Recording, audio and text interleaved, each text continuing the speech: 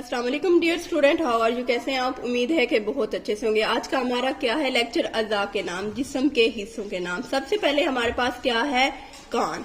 कान right करवाना है आपने बच्चों को। इसमें 3 स्टेप बने हुए, आपने तीनों स्टेप में लिखवाना है। सबसे पहले कान, काफ अलिफ का, नून साकिन, कान।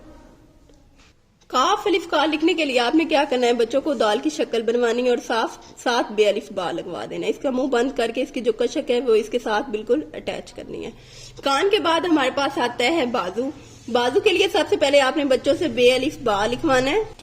बे अलिफ बा लिखने के बाद जेवाजू क्या बना? बाजू। कान, बाजू। उसके बाद थर्ड हमारे पास आता है नाक।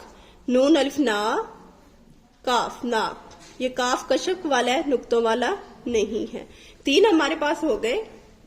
जबान। जबान में हम लोगों ने क्या लिखना है? सबसे पहले जे, बे अलिफ बा, नून साकिन, जबान। और लास्ट हमारे पास क्या है?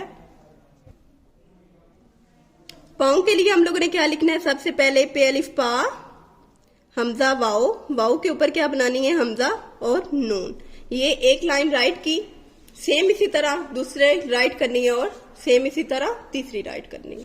और ये वाला जो काम है ये सारे बच्चे कर चुके हैं और ये रिवीजन का काम है। सेम इसी तरह आप लोगों ने करवाना है। कॉपी की बैक वाली साइड पे आप देख सकते हैं ये सेम इसी तरह काम हुआ है। अल्लाह हाफिज।